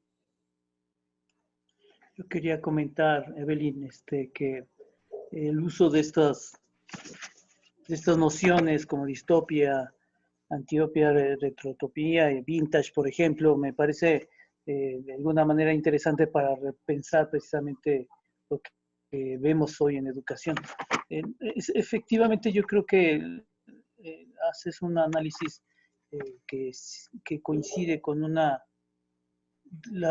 de ubicar a la educación formal tal como está en términos teológicos, ¿no? Y siempre utópico, ¿no? La formación de docentes de educación básica tiene esa perspectiva, tiene hacia un fin bien claro, tiene que construir sociedad de seres humanos, acordes, con conocimiento, con fines, finalmente, desde la plataforma de la modernidad, ¿no? Y la modernidad tiene esta característica muy clara, y yo creo que además había que discutir cómo también esta perspectiva de esta educación a distancia y bajo una perspectiva donde, como dices tú en el título, está mediada por la tecnología, se mete a circunstancias de vida cotidiana que nadie esperaba, ¿no? Meterse a las casas de cada quien, visualizar tus techos, visualizar tus muros, tu vida cotidiana, los ruidos que escuchas en casa, etcétera, es una nueva perspectiva de control metido hasta la vida cotidiana, que es algo que tampoco se había visualizado, ¿no? Y entonces esa perspectiva de la educación formal, que alguna vez yo la enuncié en términos de enclave, ¿no? La educación es finalmente, con la escuela y su sistema, es un enclave que llega a ocupar territorios, ¿no?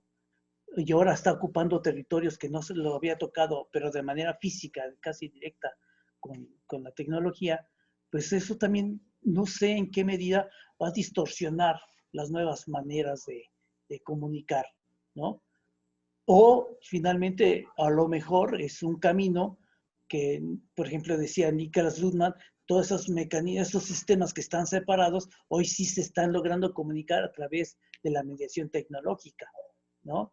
Una educación formal, aislada en su entorno y su pecera, y conectada ahora con la educación, tal vez informal, que se sucede en casa, ¿no?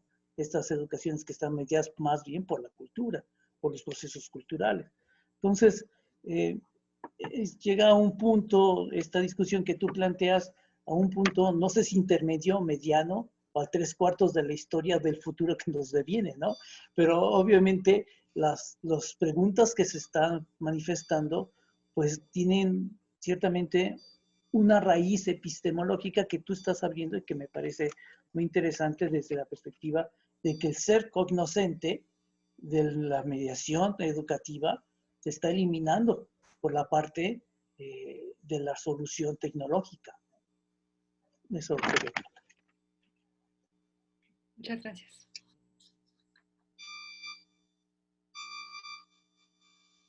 ¿Alguna otra pregunta, comentario? Bueno. A mí, si me permiten, me gustaría comentar algo. No sé si se escuche. Sí, Laura. Sí, buen día. Sí, es un reto definitivamente muy, no difícil, pero sí complicado el que hemos tenido en esta educación a distancia. Yo soy supervisora de la zona escolar 165 en Ciudad Juárez, Chihuahua, y estudiante del último semestre del doctorado en Ciencias de la Educación en el CID. Creo que desde hace un año estuvimos trabajando con los docentes de la zona en la utilización de una plataforma. La zona es la zona más grande del estado de Chihuahua. Tenemos alrededor de 4,700 alumnos, 188 miembros de la zona entre docentes, directores y supervisores. Entonces esto nos obligaba a buscar un mecanismo, no digamos que de control, sino de apoyo para todos los docentes. Y desde el año pasado, en agosto, estuvimos trabajando con la plataforma de Classroom para poder orientar a todos los docentes y revisar planeaciones. Entonces yo creo que de alguna manera este acercamiento que nosotros hicimos nos permitió darnos cuenta de que hay muchos docentes todavía que ni siquiera pueden acceder a los conocimientos básicos digitales de computación. Estoy hablando los programas más sencillos, ¿verdad? El Office, la utilización del Office, por ejemplo, el utilizar las herramientas más elementales. Entonces nos dimos a la tarea de irlos animando a que fueran acercándose a estas tecnologías.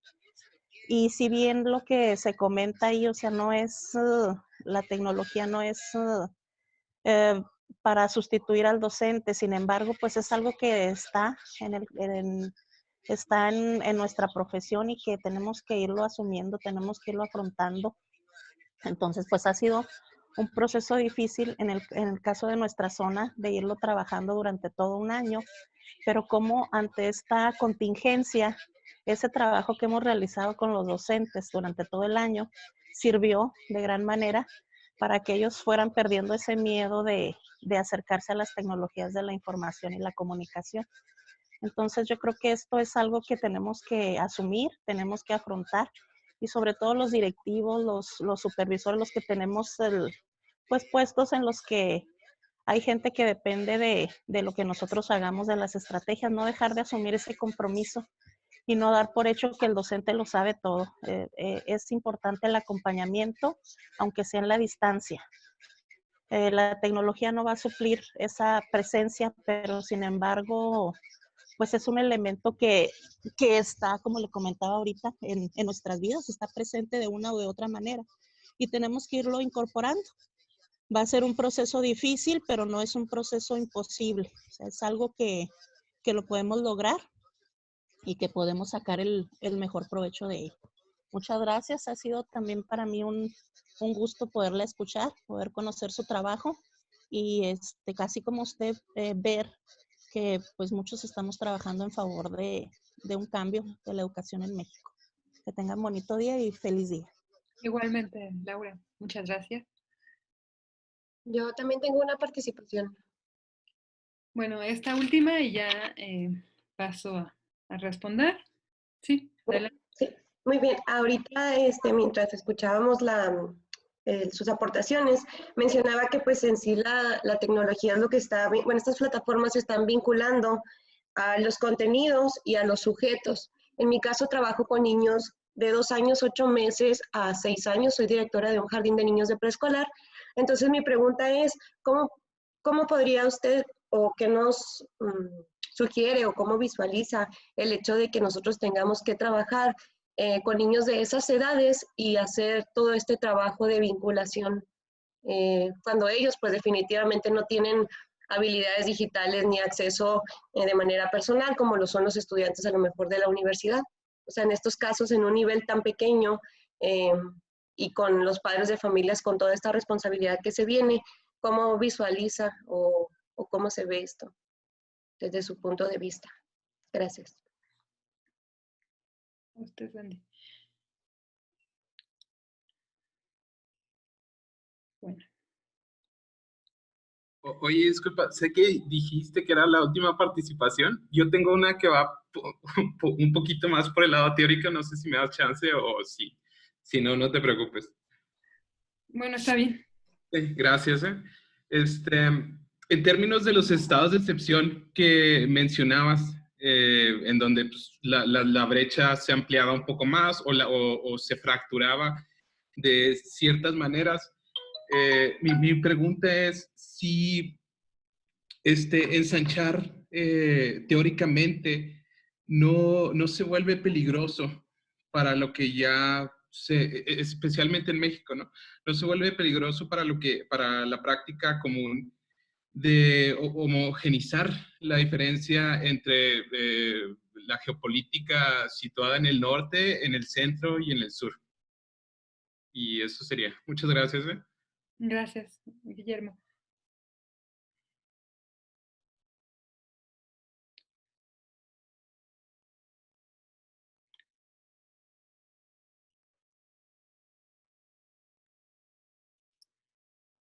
Bueno. A la primera pregunta. Bueno, era pregunta, comentario.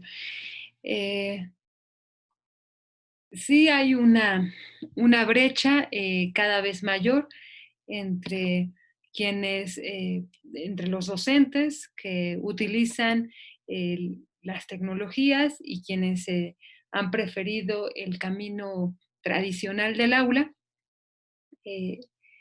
Y bueno, yo estoy manejando aquí el ejemplo que tengo con mis estudiantes de licenciatura. Aquí ponen el caso de estudiantes eh, de primaria.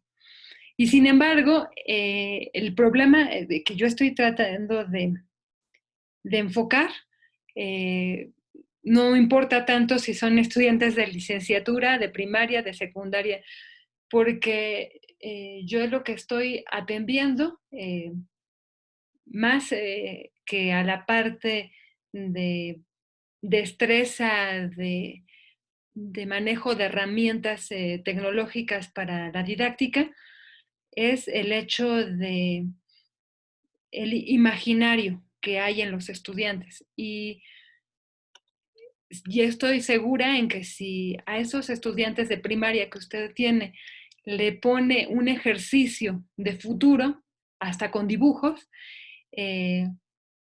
es muy diferente lo que están planteando a lo que planteaban los niños hace determinada cantidad de años. Han tomado, lo sé, aunque yo no trabajo con niños de primaria, que un niño dibuje cosas monstruosas, por ejemplo, es síntoma de que tiene relaciones, pues, desastrosas en casa, que hay que atenderlo psicológicamente. O sea, se da por sentado que un niño, por ejemplo, tiene que ser feliz.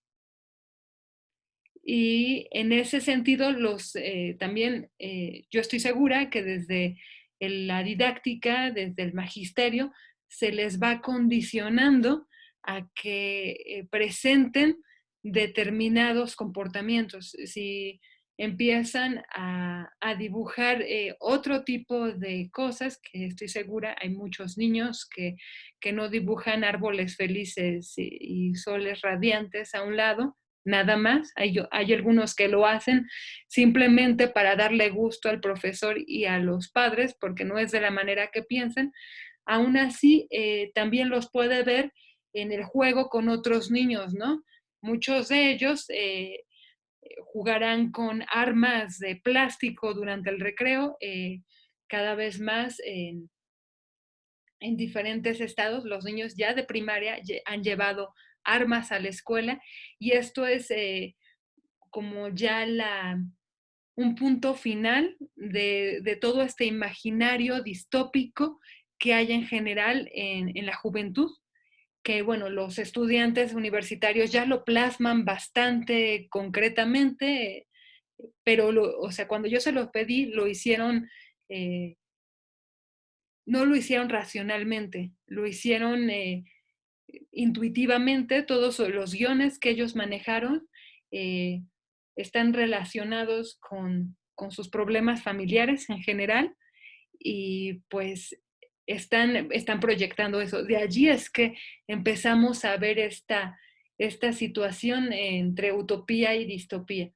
El uso de herramientas por parte de los docentes para la impartición de cursos, pues yo lo considero un tema menor en comparación de cómo trabajar este imaginario que tienen los estudiantes. De manera paralela, yo estoy trabajando un diálogo de Platón, que es el diálogo de Fedro, donde Sócrates habla con Fedro sobre este recurso de la escritura para plantear discursos. Y en su momento le dice Sócrates a Fedro que el uso de la escritura de alguna forma desencanta la posibilidad que tiene un orador. Cuando un orador acude a la escritura para plasmar un discurso,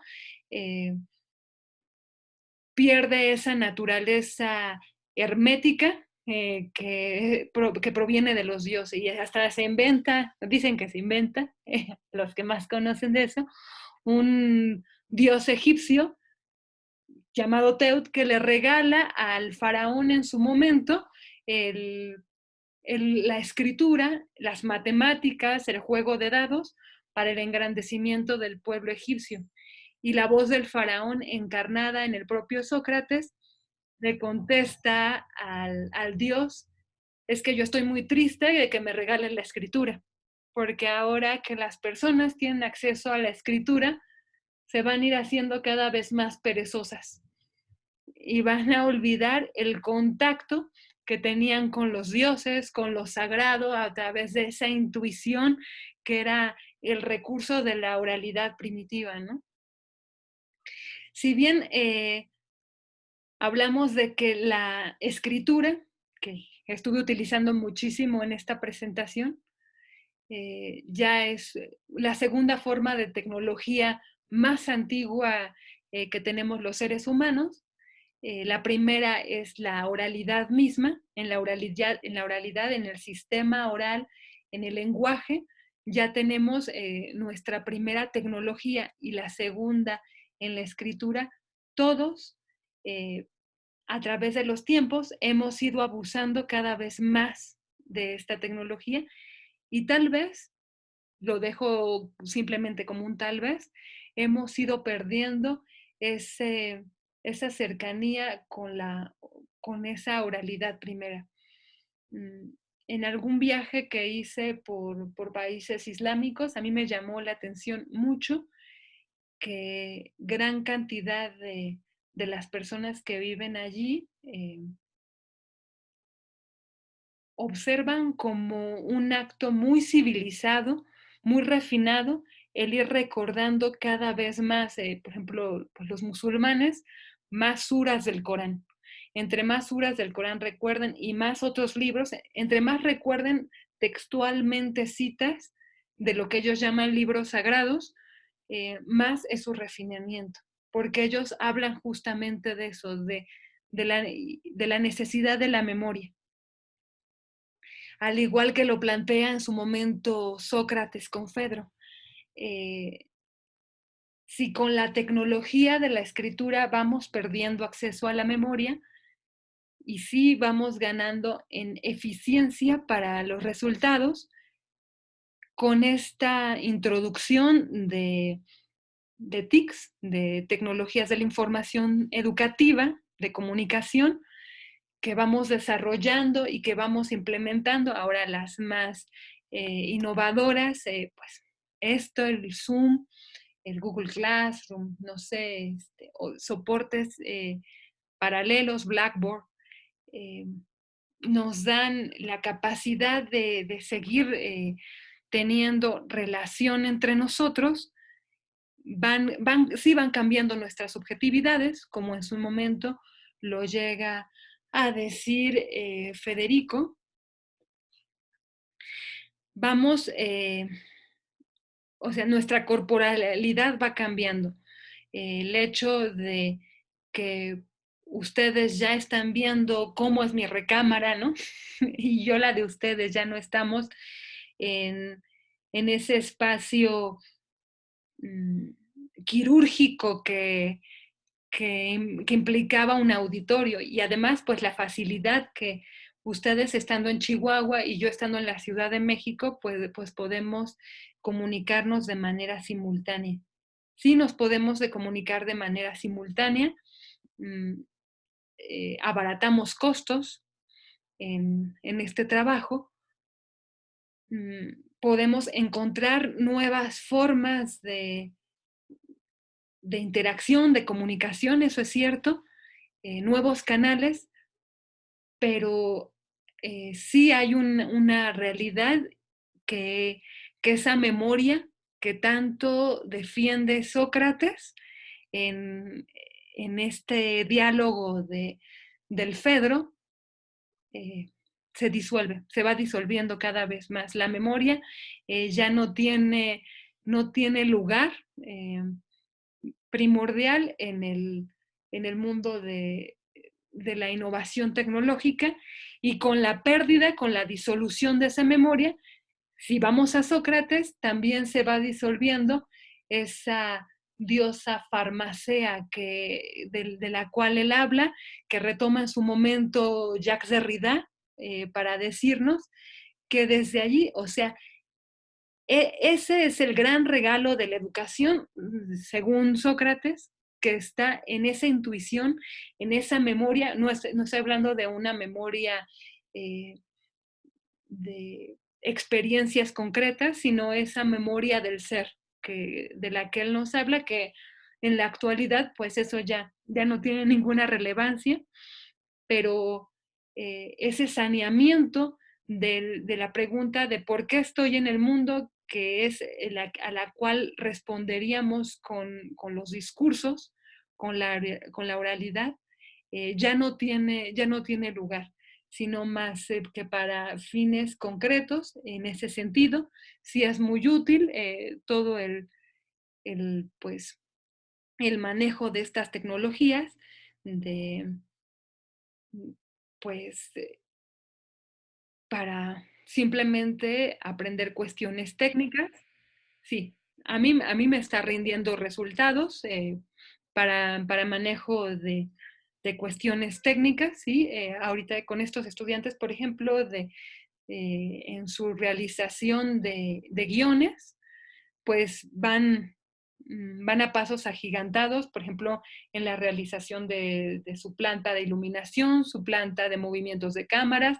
Les puedo poner videos de YouTube fácilmente, donde pueden ver inicios de películas, el discurso que tiene cinematográfico desde Hollywood o de cine independiente para esta narrativa audiovisual. Y sin embargo, son cada vez menos capaces de hacer propuestas visuales bellas, por así decirlo. Doctora, Sí, dígame. doctora, ay, no quisiera que se terminara el tiempo antes de compartirte mi preocupación enorme. Sí, dígame. Mira, acabamos de dar el informe de los docentes de escuelas multigrado en el estado de Chihuahua. Entonces, estamos hablando de tecnología, de lo que a ti te puede aprovechar, de los problemas que tienen algunos docentes para acceder, de la facilidad que tenemos nosotros para acceder ya o ir aprendiendo. Pero esto abre una brecha todavía tremenda entre las comunidades que no tienen acceso ni siquiera a luz, agua y drenaje en el estado de Chihuahua.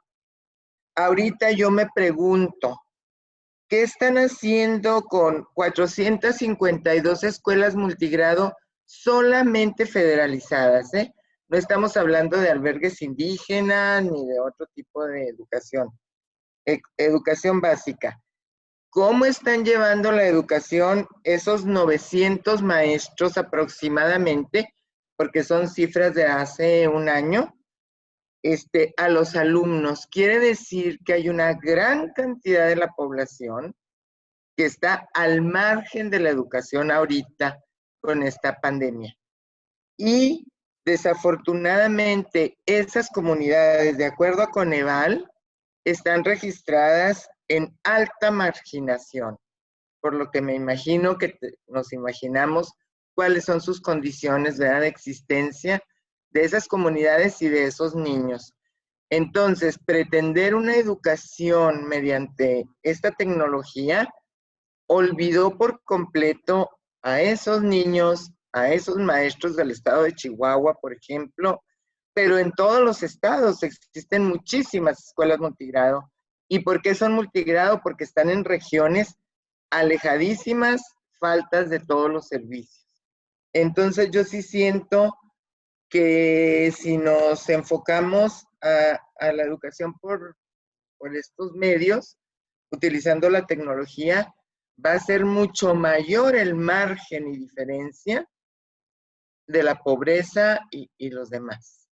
Entonces, a mí sí me preocupa muchísimo esa situación que parece que el gobierno no ha tomado en cuenta. Muchas gracias, doctor. A usted, Marta Silvia. Sí. Bueno, continúo y ya. Ahorita le doy respuesta a su inquietud.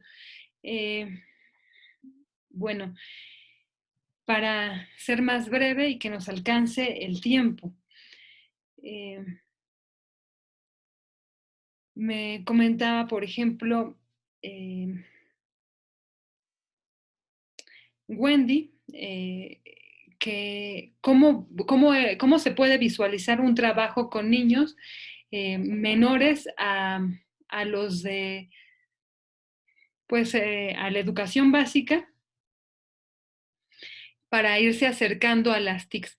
Yo estuve, antes de estar en la universidad, trabajando en el ISSSTE, en el área de servicios educativos para estancias infantiles a nivel nacional, y allí estuve desarrollando proyectos de inglés y computación y de artes para niños de estancias infantiles. Y hay un problema allí mayúsculo, como pasa en la educación también básica, es que, y también a otros niveles, y es que se da finalmente gran presupuesto cada vez más a empresas que vienen de fuera para que resuelvan esas necesidades. Simplemente, por no ir más lejos, en la Universidad Nacional, las aulas de Zoom que se han contratado son pagadas para todos los académicos por parte de la Universidad Nacional a empresas transnacionales que hacen estos programas, lo que es bachillerato a distancia. Se le ha comprado a la Universidad de Stanford todo el programa, y así va. Lo que son los MOOCs, también son empresas privadas las que están detrás de todo eso. Eso es un reforzamiento de esta idea neoliberal. ¿Cómo trabajarlo desde el aula? Que por ejemplo, que los niños tengan acceso o mayor conocimiento. Pues se han desarrollado, por ejemplo, juegos. En el ISSSTE donde estaba, juegos para computadora, para que vayan aprendiendo inglés y computación, y para eso también desarrollan un software y se les invita que practiquen con sus padres en casa. Yo sé que a los niños de primaria se les regalan tablets para que vayan teniendo mayor acceso al uso de las TICs con la enseñanza. Y eso va en relación directa a lo que comenta Marta Silvia.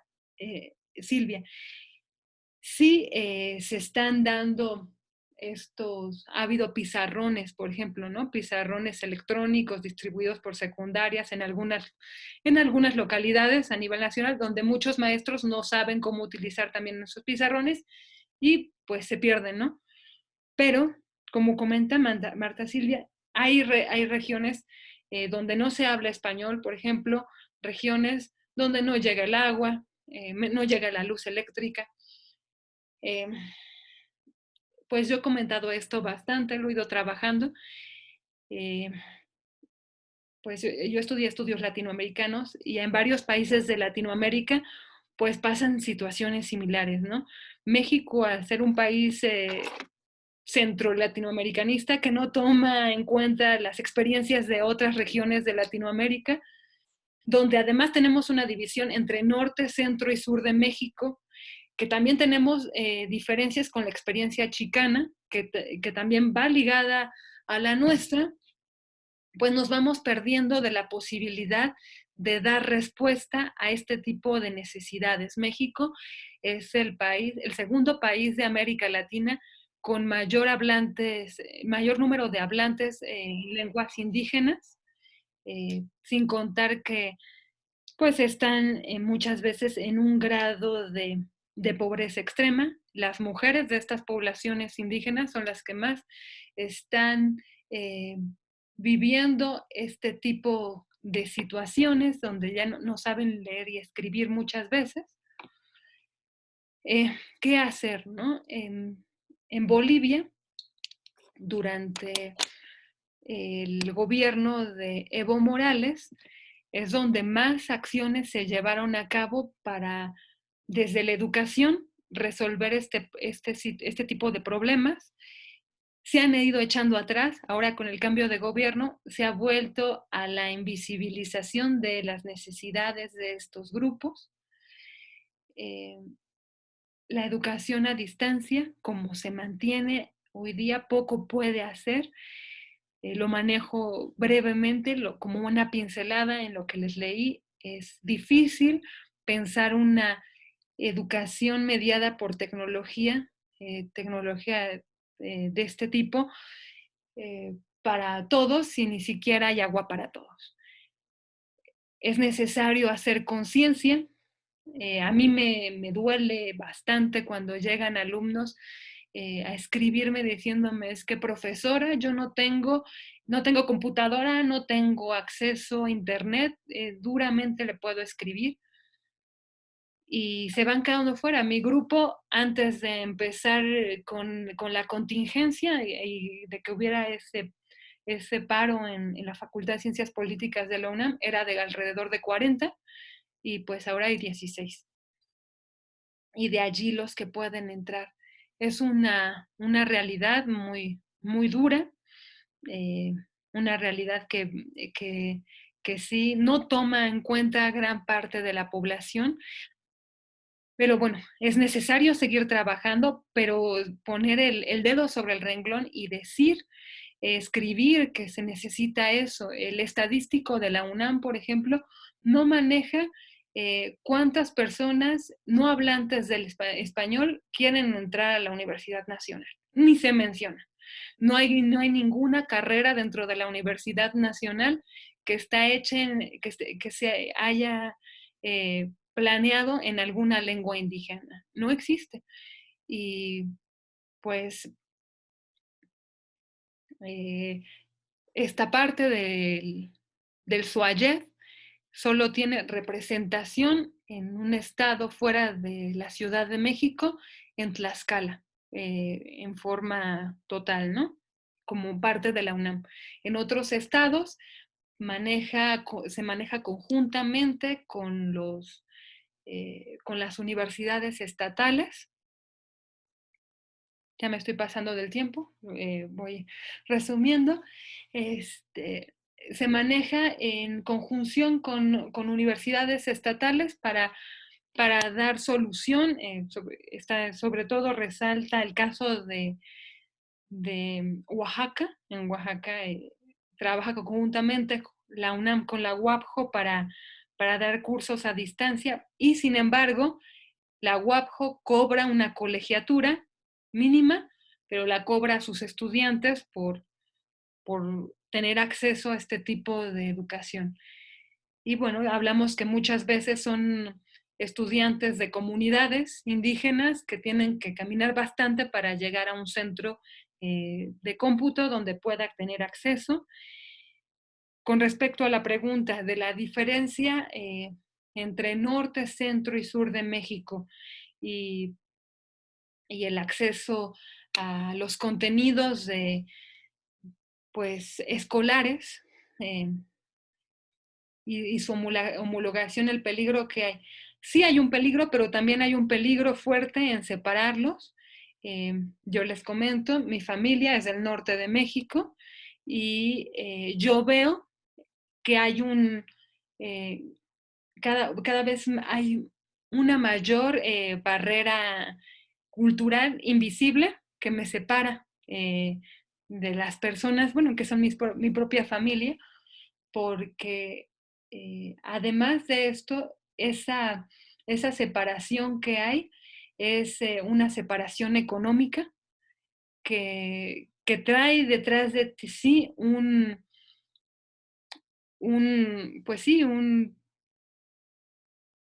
una propuesta ideológica que no está elaborada desde México. Tenemos que ser conscientes de ello. Todos somos víctimas de la doctrina Monroe y a lo largo de América Latina ha habido una suerte de división en países, regiones, para que no haya un trabajo conjunto. La educación es una esperanza todavía que existe para trabajar desde allí, con cada vez mayor dificultad. Lo que se plantea desde este tipo de plataformas finalmente y el futuro, pues es lo que está pasando en un nivel moral, lo que está pasando a un nivel ético y lo que está pasando por otro lado por necesidades de trabajo, en la venta que se hace de cursos por parte de la UNAM a diferentes países de América Latina.